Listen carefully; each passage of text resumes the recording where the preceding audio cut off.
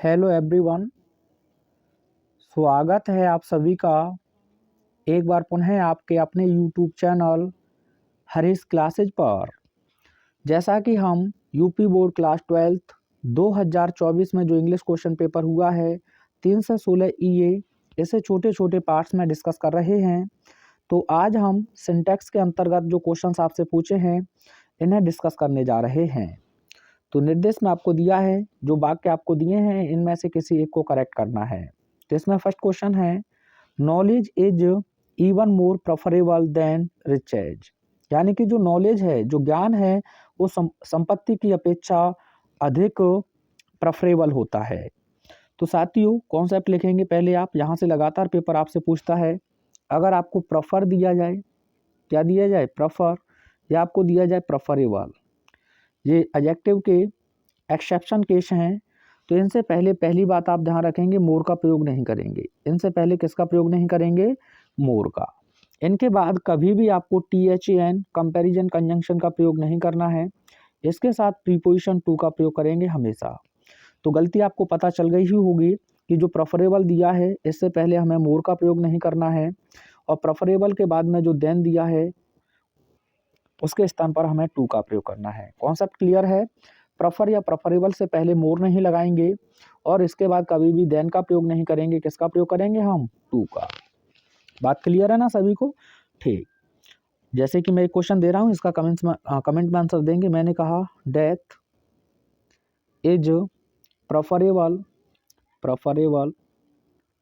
ठीक है, then dishonour, ठीक है। इसका आंसर मुझे आप कमेंट में बताओगे। और इसके अलावा और भी कॉन्सेप्ट आप लिखेंगे। जो लैटिन एडजेक्टिव हैं जो IOR पर समाप्त होते हैं, जैसे कि जूनियर हो गया आपका, देखो ये IOR है। सीनियर हो गया आपका, सीनियर, ठीक है। इनफेरियर हो गया आपका। इनके साथ भी आपको देन का प्रयोग नहीं करना है। किसका प्रयोग नहीं करना है, देन का। किसका प्रयोग करेंगे, टू का प्रयोग करेंगे। एक क्वेश्चन जैसे कि मैं बता देता हूँ, यानी कि ही इज जूनियर देन मी। तो बताओ क्या गलती है। आप कहेंगे सर जूनियर के साथ हम देन नहीं बल्कि टू का प्रयोग करेंगे, तो सही आंसर क्या हो जाएगा, he is junior to me. एक क्वेश्चन ये आपके लिए, आप बताओगे you are senior than him. इसका आंसर आप मुझे कमेंट में भेजेंगे, ठीक है। आगे देखिएगा, 2 years passed since my father has died। यानी कि 2 वर्ष व्यतीत हो चुके हैं जब से मेरे पिता की मृत्यु हुई है।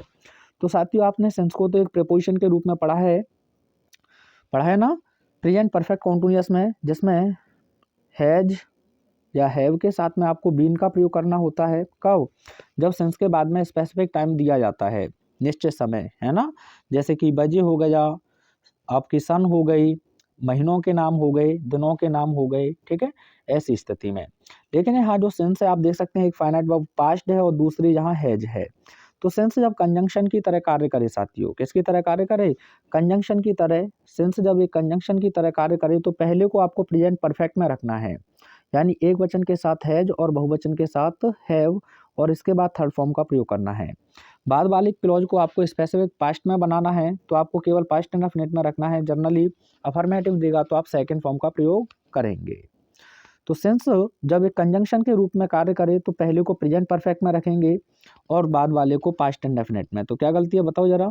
तो आप कहेंगे यहाँ होगा 2 years हैव, प्लूरल है ना, ईयर्स, पास्ड, ये हो गया आपका किस में, प्रेजेंट परफेक्ट में। आगे आप लिख देंगे सिंस, अब पास्ट इंडेफिनिट में रखेंगे तो आप लिख देंगे माय फादर, अब पास्ट इंडेफिनिट बनाओगे तो यहाँ लिख देंगे डाइड। ये आपका सही आंसर हो जाएगा, ठीक है।